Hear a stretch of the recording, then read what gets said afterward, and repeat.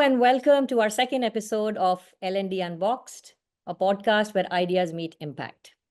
I'm your host Ujjwal, a passionate HR strategist with 30 years of experience, having worked at the intersection of leadership development, talent strategy, and organizational effectiveness across the Asia Pacific region. And now, also a strategic advisor with Stratbeans. Well, I firmly believe learning isn't just about content. It's about empowering people to thrive in transformation. So, like I had said in my earlier podcast, whether you're a business leader, an HR leader, an instructional designer, a corporate trainer, or just someone who's curious to know how people grow at work, this is your space because we explore bold ideas, real world strategies, and powerful stories coming from CXOs across the learning landscape. So, today's episode, it's not just another buzzword bonanza. We are diving deep today into the seismic shift from go-to-market to go-to-competency. The new blueprint where agility just isn't about speed, it's about skill. And trust me, the rules of the business are being re-scripted as we speak. So joining me today is Tarunjeet Sarao, the Senior Vice President of the Data Center Systems line of business within Schneider Electric Secure Power Division. Now, when I say Tarunjeet operates at a global scale, I mean it. With 30 years of experience, with organizations like Xerox, HP, and now Schneider, he runs a global line of business, which includes product development, R&D, operations, manufacturing, quality, and go-to-market execution, all orchestrated to deliver resilient, sustainable, and adaptive data centers for the modern world. So if you're curious about how skill, agility, and competency-driven models are now rewriting global business playbooks, you're in for a treat. Tarunjeet, it's an absolute pleasure to have you with us. Welcome to episode 2 of our L&D Unboxed series. Hi, Ujjwal. Thank you for having me. It is a great pleasure as well. Look forward to speaking with you. Wonderful. Okay, so let's crack this open with some real talk. The old playbook of go-to-market isn't enough anymore, right? I think talent is the real currency. And execution hinges really on how fast teams learn, unlearn, and relearn. So let's pack this together, right? Unpack this shift, from the go-to-market to go-to-competency. And you've been someone who's seen it unfold at the front lines. And I'm going to call you TJ because I know you're fondly known as TJ. So Absolutely. yeah, okay, TJ. So let's get started on this and unpack this together. So let's start by decoding this evolution. Okay, I mean, what's driving the shift from go-to-market to go-to-competency in the current business landscape now? Wonderful. So let me take you back in time because we are going to discuss the evolution of this concept. Go-to-competence models actually evolved more prominently around the late 1990s to early 2000s. I started working around early 1990s. And this is where organizations started integrating competency frameworks into their go-to-market strategies. Mm-hmm. And at that time, this shift was driven because organizations were becoming more global. They needed to be more agile. They needed to have cross-functional teams. And then there was a rise of customer-centric business models. This was a time when transactional models were sort of going away, and we had started to see technology come in. You had the dot-com boom, etc. Then by the 2010s, companies began customizing competency models for sales enablement, for product launches, and customer engagements, often supported by digital tools and analytics, because we started to look at a lot of data. We started to look at what do we need to do so that we can go beyond just basically transactional selling. But then in the 2020s, the real shift from GTM to GTC came about. And this reflects a deeper transformation in how businesses approached growth, approached customer engagement, and long-term value creation.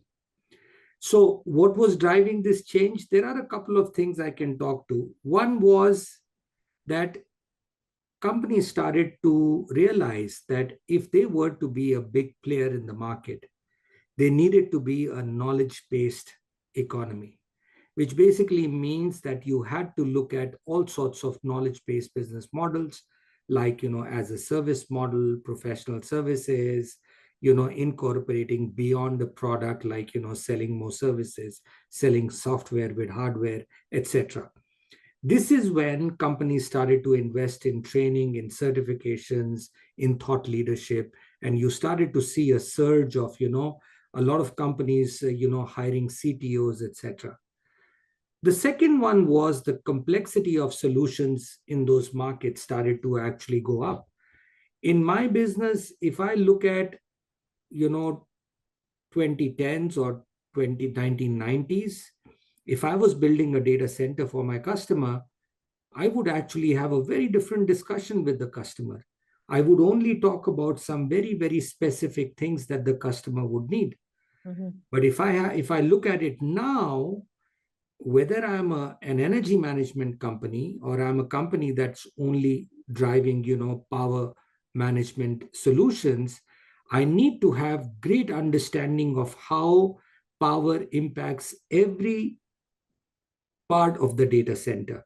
So I'm talking about sustainability. I'm talking about different kinds of solutions that data centers use, whether it is cooling, whether it is uninterrupted power supplies, power distribution. I need to understand concepts of how software manages everything. I need to understand the concepts beyond even the hardware that we provide in, what is sort of the size of the rack, what is the density of the rack, what kind of chips and servers are being used, etc. So complexity of solutions actually started to drive, organizations like ours to ensure that we are competent in deploying and supporting these solutions. And this is where GTC comes in as well. So that is the second reason. The third one being long-term relationships. We now realize that if you want to be playing in the market over a much longer period of time, long-term relationships and annuity customer base becomes very, very important. So GTC then supports customer success, supports customer retention, and it basically adds lifetime value to a company.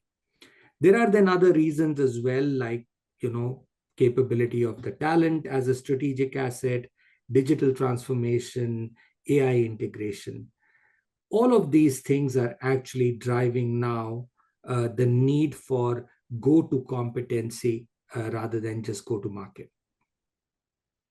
Yeah, and I mean, a lot of people think that GTC is a very futuristic concept, right? But hearing you, TJ, I feel that companies have been looking at it, considering it, in some measure, right from, let's say, the 90s, mid to late 90s as well, where you spoke about Xerox. And I know Xerox has always been a very admired organization. I mean, I worked in Xerox as well during that time.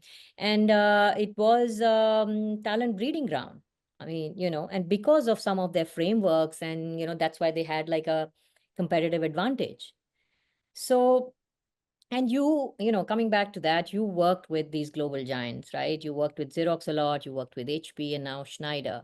I mean, how do these organizations cultivate skill agility as a competitive advantage now? I mean, anything you want to share as a playbook or any best practices that you encountered or delivered yourself?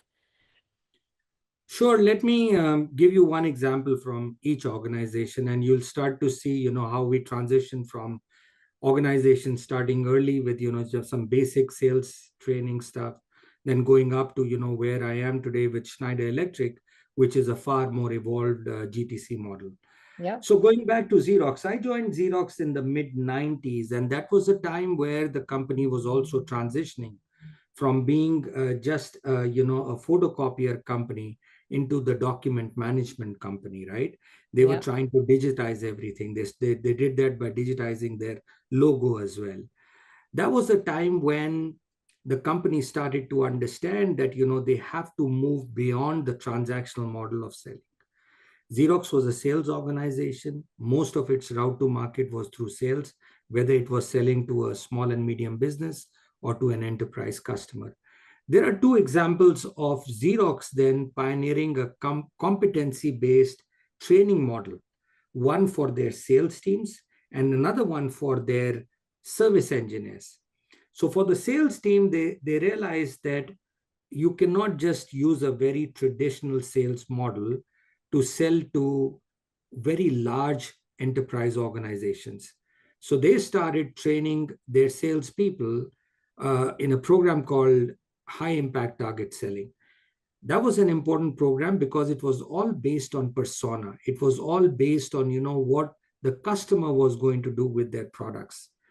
This was a great program as well because this was a program that would actually train you to be a consultative selling individual rather than a transactional selling individual. This program did exceptionally well, and that's how Xerox actually made its foray into more of a GTC model rather than a GTM model.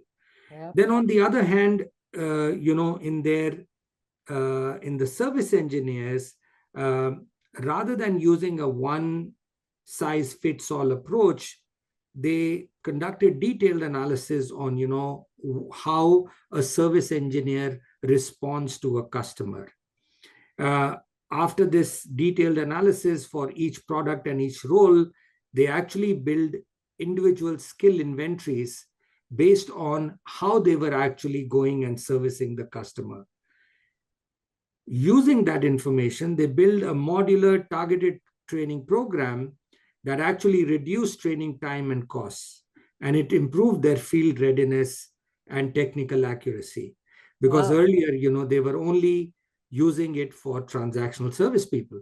Now these service individuals were really, well-trained service engineers who were actually driving success for the company. So that was Xerox. In HP used a framework called the One HP framework. This is the time when, HP was, it started out as a printer company, but then it transitioned into being a PC company. But it was not really a very big PC company. There were likes of Compaq and Dell and other companies. When HP bought Compaq, HP actually started this one framework approach, which encouraged everyone to be able to learn and sell every other product. So the transactional sales force, which was only made for either printers or PCs, they combined them together. They even encouraged their partners and internal sales teams to deliver persona-based solutions, whether it was their PCs, printers, services, software, storage devices, etc. And that, I think, was a great model as well, because now you are moving away from a transactional go-to-market to a GTC model, which actually defined the organization. It truly became an end-to-end IT player in the market. And then finally, Schneider Electric. I've worked with Schneider Electric 8 years, on coming to 9 years now. Um, Again, Schneider Electric has built a go-to-competence model around it, around the open talent marketplace and upskilling. Um, Great program. I can share more details about it. And this is a program which basically matches employees to internal roles, projects, and mentorships in a very different way. We have provided personalized learning paths based on skill gaps and career aspirations. We are upskilling at scale, so to speak. And then we are making a huge impact because, people are now want to go beyond their area of expertise. So we are creating future leaders with many different competencies. So these are some examples of what I have seen in the 3 organizations I've worked. And great examples, TJ, because these are all a testament of these organizations future proofing themselves. right? I mean, if you get your talent future ready, that's half the battle won, in terms of reaching your growth goals, or your ambitions to scale. And I also feel that the way you're talking about it is like, it's like a KPI, right? So which brings me to just ask you a little bit further on this, that if competencies are the new KPIs, right? I mean, how should business leaders rethink their talent strategies now? I mean, do you think they should prioritize something over the other in 2025 and beyond? How should their priorities change now? Yeah, great question. If competencies are the new KPIs, I think business leaders must fundamentally rethink how they first attract, second develop, and then third deploy talent. Yep. This is something we are doing very successfully now in 2025. And I think beyond 2025, the success is not going to hinge not just on what people do, but how they can develop into their next role. I think any organization thinking like that would be very, very successful. Now, what should they prioritize? I think it's obvious. First, make competency the core metric. you know Replace all your static KPIs with very dynamic skill indicators. See what sort of people you have, what kind of skill depth do they have, what is their breadth, how much of cross functional experience do they have, what is their skill velocity, which is the rate of learning and their adaptation to that. And we have a program called the Earlier Career Fast Track that actually does that. Second, companies need to invest in continuous learning. Uh, Gone are the days where you would have one-time training programs. Now you need to actually build always-on learning ecosystems. This Yep. is what we are trying to do with our company as well. Now with AI, now you need to use AI to personalize learning paths based on every individual's goals and what they want to do in the future, and also based on business needs. So that's the second one. The third that I can think of is prioritizing skills over roles. The old mindset was to hire for a job title, right? If you were Right. hiring a sales guy, you would hire head of sales, or you would hire area sales, regional sales. I think the new mindset is to hire for a portfolio of competencies. So if I'm going to hire a sales guy, I'm not going to look at a traditional sales guy. I'm actually going to see what kind of a person this is, what kind of attitude they bring. Secondly, what are their skills and competencies outside of selling. I would love the person to be a technocrat. I would love for them to be a thought leader in a couple of areas. I would love for them to have done either a product management role or even a back end role, so that they have deep understanding into how we deal with customers and drive customer success. And then finally, I think what Schneider is doing well, which I think is becoming must for all leaders across the globe, is to embed competency in leadership development as well, right? Hmm. Don't, I mean, one needs to redefine leadership not just by tenure or Hmm. title, but by your adaptive capability. Can, for example, a TJ go beyond just his role, which I was like, in sales and business development, but now I have the R&D function, the quality function, manufacturing functions report into me. So that is really basically adaptive capability, and this is becoming more and more important. I think you need to prioritize leadership as well, where you coach them, you teach them, and you build resilient teams in the future. Yeah, I mean, you've said two or three really good points, TJ. One is that companies like Schneider are actually hiring for, a portfolio of roles, not for a single role. So, a sales guy doesn't just get hired for a sales role. And hiring people for multiple competencies, right, which is competency based talent acquisition, right, is really, again, coming back to future proofing the organization. So it's such a pleasure to hear that Schneider is doing that, right? And you also mentioned about, we were talking about KPIs, and I also feel that learning or building a learning organization should be a leadership KPI, right? I mean, unless and until you give it the right priority, you give it the right energy, it's very easy for these things to, fall by the wayside, especially when budgets get cut and priorities change in organizations, right? So that is, and you also spoke about, leadership being more adaptive, right? I mean, generally what we feel and see and think is that, leaders are tasked to basically coach teams and mentor teams and, make sure that the teams are future ready. But who is looking at leaders to be future ready, right? So making sure that leaders are adaptive and are ready to actually take on different portfolios, right, is phenomenal. So thank you for sharing that, Absolutely. because that's a great point, which sometimes does get missed out, because like I said, leaders are often, seen as the ones who have to, you know lead the team rather than develop themselves as well. So, you spoke about digital transformation, TJ, and everybody these days talks about digital transformation. But what about human transformation? I mean, how can L&D leaders align with business leaders to make skill development a boardroom topic? Let me start by saying that digital transformation without human transformation is just automation. One of our chairman, Jean-Pascal Tricoire, he said this, I think, when I joined the company, right? To truly transform, organizations must reskill at scale, lead with empathy, and build cultures of continuous learning.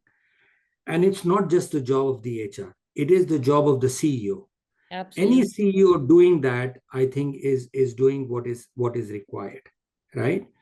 So then for L&D leaders, the challenge is to elevate skill development from a support function to being a strategic imperative, which is worthy of attention. If you don't give it attention, then you're not doing the right thing. And to again give you some examples from Schneider, there are two ways we are doing it. Number one, we are making skills visible and measurable, right? We Okay. have now a very, very good skills intelligence platform that tracks learning progress, skills acquisitions, etc. Okay, we have programs like Schneider Essentials, which everyone must take in the company. But Mhm. then we have now tied up with Coursera, and we offer a range of topics that our people can go through, and we Nice. encourage them to take these programs. So making these visible and measurable is very, very important. The second, I think, is reframing L&D as a business growth engine, right? It should speak the language of business, translate any learning outcome into a business metric. If we do this, how do we drive productivity? If we do something else, or if we upskill our people, how does it drive innovation? If we upskill our people, how does it drive retention, right? If we upskill more, how does it drive revenue per employee? So I think these are concepts which are becoming very, very important. I think there are many actions or strategic moves that we can make, but making sure that learning and development is a strategic imperative is the most important. Yeah, absolutely. And we talk about making this a boardroom priority or a boardroom topic, but I know there's always an elephant in the boardroom, which is resistance to change, right? So I know you spoke about a lot of good points, which is, making sure that you connect it to impact and you connect it to retention and you show them the ROI. And do you think that is enough to convince leadership to invest in building future forward competencies? And, is there anything else that you guys do to address this elephant of resistance to change? Yeah, great question, and actually a bold one, right? Resistance to change is really the elephant in many boardrooms, especially when you have to make a very large investment into future forwarding competencies, right? Yep, yep. Not every leader looks at it kindly because you have to deal with day-to-day pressures, right? Um, Again, I might repeat myself on how I feel we should do it, but companies need to tie competency to strategic goals clearly, right? Yeah. Again, whether it is revenue growth, innovation, customer experience, operational efficiency, etc. This is becoming very, very important, and I think that's where you start. Again, reframe the conversation. Don't talk about cost, talk about the risk of not doing it, right? Instead Wonderful. of asking, can we afford to invest in skills, ask, can we afford not to? And that, I think, is going to be a very, very important framework for any company. And then finally, also, I feel you need to use data to make the case. We need to start to, now we are looking at, what our skill gaps are versus industry benchmarks. Mm-hmm. You need to highlight, what, other companies are doing in the same market. And then obviously there has to be some sort of a quantification of the cost of inaction, right? Well, just always trying to go and hire skilled people versus building the organization. So I think these three things, and the fourth is that um, many organizations which struggle. I was having a conversation with a friend of mine recently, and he says, no, we are not doing it because nobody really understands how big it's going to be. So I said, why don't you start with a pilot? Don't start with a pitch and the boardroom, start with a pilot. Yeah. Launch a small high impact pilot for a certain team. It could be your product team or your customer team, and then measure the outcomes and share your success story with the boardroom, right? And finally, if you make it personal for leaders, um, you've done a great job. What skills will your team need to hit next year's targets? That's the important question to ask. My boss asked me this question: do you have the right team to deliver the so many data centers you need to build in the world? Do you have the right competencies? How are you building competencies? And I think that really is going to drive the right conversations in the boardroom, and start to make more senior leaders feel differently about this. Yeah, absolutely. It has to reach the boardroom now, right? It was in teams, in smaller teams and larger teams, then at business unit level heads, and then at the CEO level heads. And unless and until it goes right to the top, that's where it makes a shift. That's what I personally feel. So, I would love to see it in as a boardroom conversation in many, many companies, and some of the leaders and CXOs that I would speak to. This is my kind of pet question. Okay, so you've spoken about a lot of live examples in the companies that you work with. TJ, is there one which comes to your mind where there is a shift in skill strategy that, due to a shift in skill strategy, the company actually rewrote their growth trajectory? I mean, or tweaked their strategy? I can share a very interesting thing that we are doing in Schneider Electric. Going back to HP and HP and Xerox, I feel outdates me a little bit. In Schneider Electric, a few years back, we started a program called Early Career Fast Track, Mm-hmm. right? Now, this is not a new program, by the way. This program actually, GE used to, yeah, if you remember, it's written in many books as well, Yeah, right? that's right. GE Yeah. used to run it as well, and somewhere it lost ground, right? But we restarted this program again a few years back. And what we've done is we've picked up a handful of talent based on their performance and their potential, right? And we've taken these cohorts, because we pick up every year now, we pick up like 20 individuals, right? And it's now the fourth year of this, or fifth year, I can't remember, but fourth or fifth year of this program.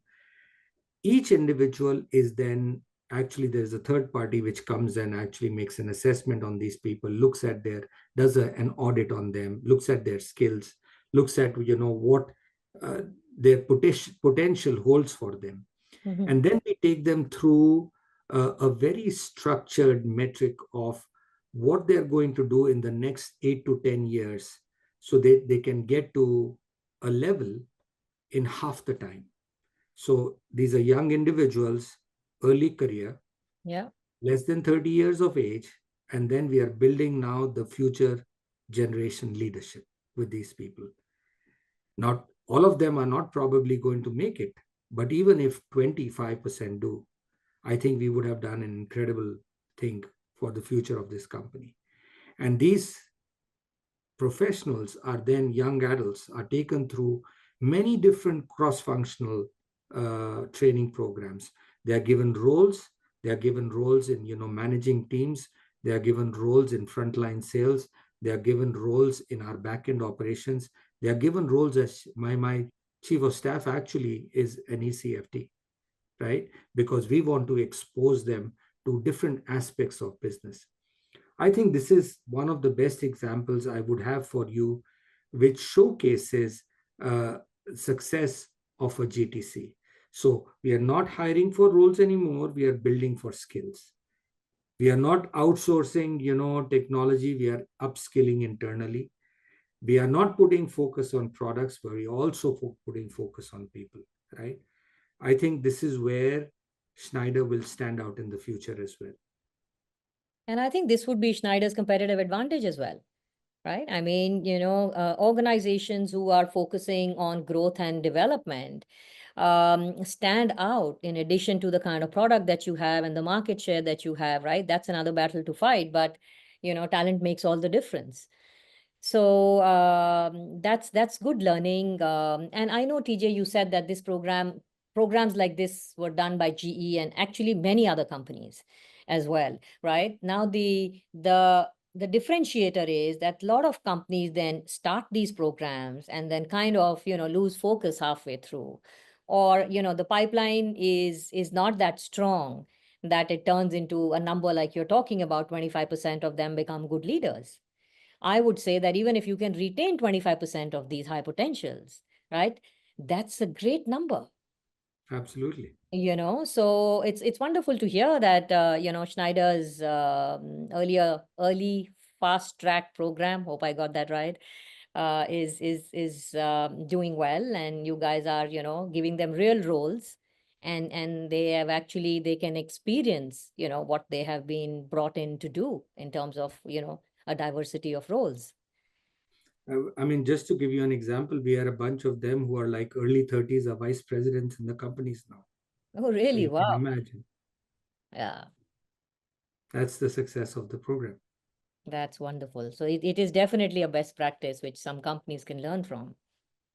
Yeah, and Absolutely. I'm sure it's sustainable because leaders are giving it the right priority, right? And I don't know if that's a KPI in the leadership team, but it is definitely getting the right energy and priority for it to thrive like this. Yeah. Absolutely. Okay, so finally, TJ, if you had to give our listeners a 30-second elevator pitch on why go-to-competency is the future, what would it be? Well, I'm no longer a sales guy, but and I don't know whether I'll do a 30-second less or more, but I Give will it. tell you this. So in a world where technology is evolving faster than job titles, go to competency is the future. It's not just about going to market with products. It's going to be going to market with capability that is going to drive success in organizations. So GTC shifts the focus from what companies sell to what their people know, can do, and can become, so that the company excels in the future. It'll build resilient, future ready organization, and it'll turn skills into strategy. So I personally feel go to market drives revenue, go to competence drives relevance. Love it. That was pure gold, TJ. Thank you very much for coming on the show. You have not only dropped insights, but I think you sparked a mindset shift, whether it is from playbooks to pulse checks, from competencies to building the right culture, having the right leadership attributes. I think today's chat was like a masterclass every business leader needs. So, for our listeners, this You're episode kind. Thank you. If this episode fired your neurons and got you thinking beyond dashboards and metrics, it's time to reimagine how your teams learn, adapt, and thrive. So, thank you, TJ, once again. Really appreciate your time and your Thank you insights. very much. Thank you. And listeners, this is Ujjwal signing off with a promise: more unboxed wisdom, more sharp takes, and more conversations that move the needle. And hey, if you've liked today's episode, drop us a review, share with your squad, follow L&D Unboxed for more power-packed insights.